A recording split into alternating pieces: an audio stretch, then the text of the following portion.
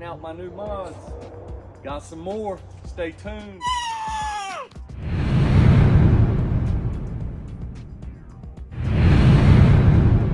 Man, springtime is here in North Carolina, and springtime brings out cruise-ins, car shows, stuff like that.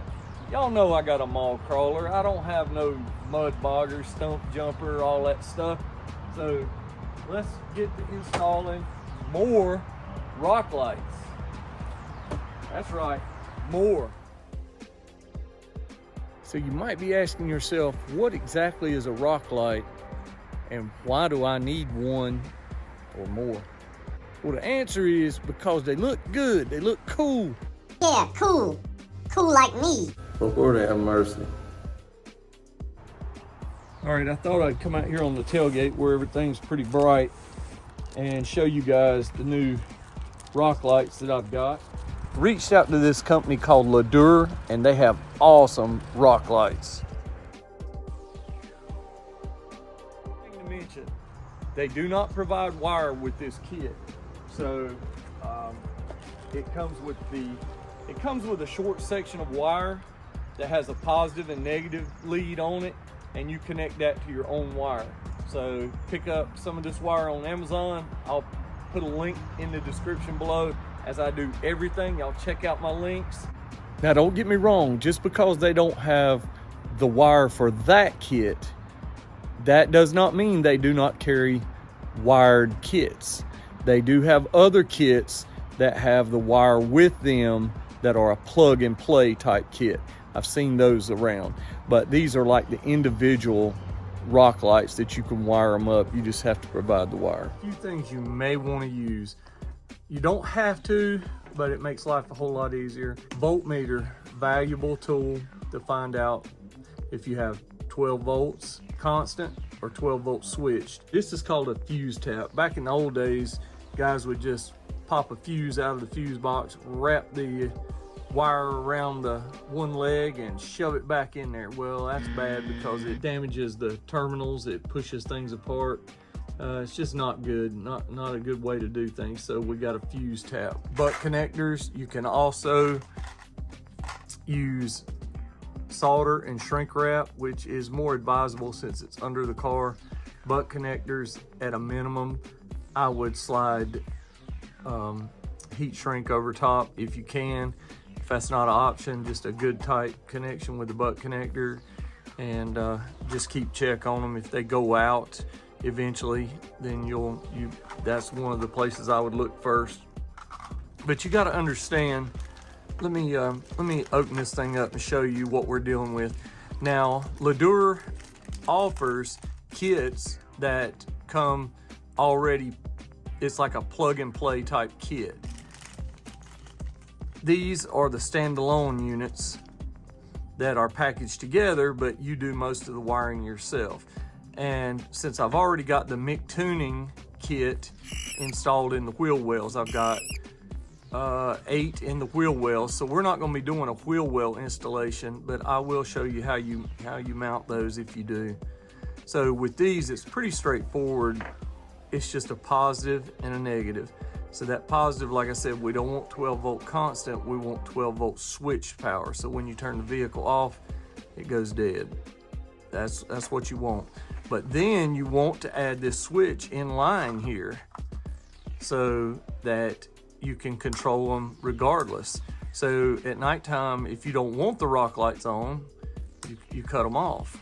Next thing we're going to talk about real quick is mounting. This gives you several mounting options. So with the kit, it actually comes with stainless steel bolts and locking nuts, which is pretty cool. Also, another option other than the stainless steel bolts, you can use stainless steel screws. And also, I'll give you your third option, which for me, I'm not doing a wheel well install. So what I'm doing is to the frame or anywhere up under. So you can use zip ties, and they zip tie around whatever your mounting point that you find up in there that's going to be a sturdy mounting point. All right, so what we're going to do is we're going to under the rear end near the spare tire somewhere on each side of it. I'm actually looking way up here beyond the spare tire in this area, right in here. All right, you can see the spare tire of the truck. This is the exhaust. Look right up in there. And all it is, I've connected it to the frame with zip ties. Get this confused. This is my tailgate light bar, third brake light, sort of. So what we're gonna do is, if I can see, the sun is right in my face. All right, cut this excess off here. You can see the wire hanging down right there. So it's actually right up behind the tailpipe. So it'll shine on the ground somewhere around here. Somewhere around here. See those wires right there? Got them hanging down for right now. We will connect those two, positive to positive, negative to negative, and then go that way towards the front of the truck.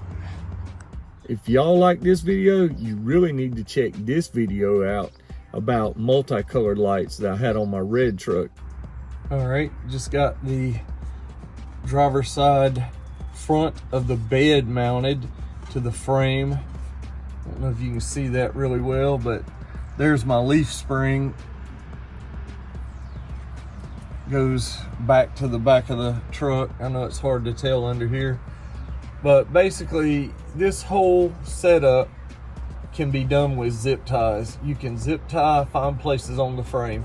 I do not recommend mounting it down here because these are jacking points. You definitely don't want to do that.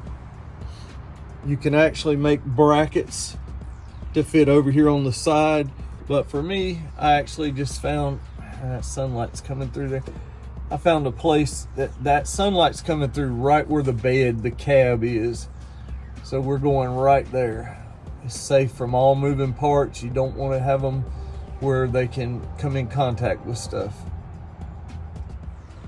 All right, got the passenger side mounted.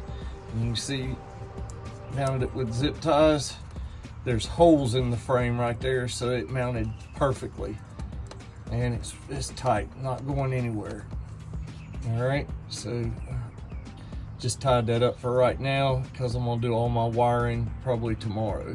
Just getting everything mounted. So you know me, I do it in steps. Do not rush. Ordered this, and it's a 22 gauge, and they're all in one small shielded rubber cable. So you got your red and your black inside there. So we're gonna strip this back, connect them to right there, and then we'll zip tie the wire out of the way. And we're gonna run from this light up in here over to that side and then go that way. What you're wanting is positive to positive and negative to negative. The green represents the rock lights that I'm adding. So you can see the positive, which is red, and the negative, which is black. And that's the ground. All right. So I put my ground right here. I mean, if you wanted to, you could actually ground each one where they're mounted. I don't recommend that because that's too many grounding points for things to go wrong. I just connect all of the black wires and ground in one spot, and which is usually up near the engine bay. Now the switch, as you see right there, I've got that up here. On my Raptor behind the computer, which is right about in here, there are the auxiliary wires for the auxiliary switches inside. So I would connect to one of those. For you guys, you're gonna need to take this red positive wire and go inside the cab to that switch that we talked about earlier, that illuminating switch that you're gonna mount on your dash. Now, then you're gonna come out of that switch and go to your fuse tap in your fuse box for that 12 volt switched. I don't think that drawing's half bad. I've seen preschoolers draw better than that. Oh, I figured you'd chime in.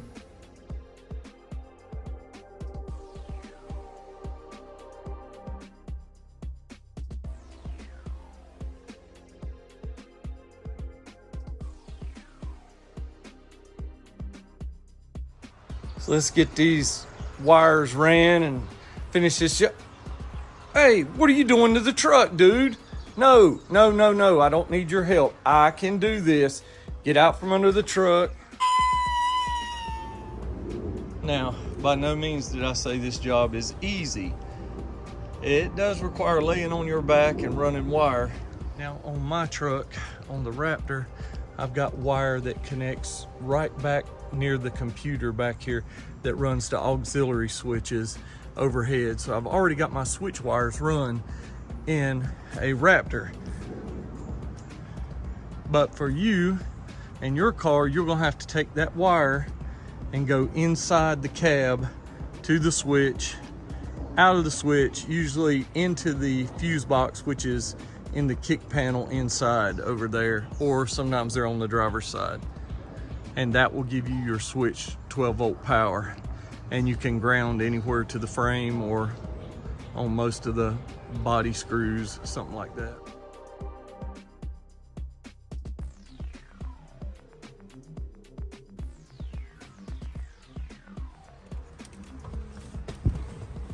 If you mount a switch, you can mount it anywhere on your dash. Here. All right, on my Raptor, I've already gotten auxiliary switches. That's what I'm talking about right here. Like your switch, mine also light up. Mine are from the factory and they light up, but you want to label them if you've got more than one. If you've just got one on your dash, you don't really have to, as long as it lights up and lets you know on, off, that sort of thing. All right, there was the labels I made with a small label maker and fog lights, and those were my Mick Tuning rock lights. Okay, but now I've used auxiliary 1, so I'm gonna need rock lights. I'm gonna label them rock 1, fog lights, rock 2. So I made me some more labels just so you guys can see what they will look like. All right, guys, let me finish getting this thing wired up and we'll go for some after dark shots. Now on to the photo shoot after dark of the bright white rock lights from LEDUR. I can't say enough about this kit and these quality products that I have got from these guys. I'm just letting you know right now, they are 100% reputable and y'all need to check them out. I'm just saying.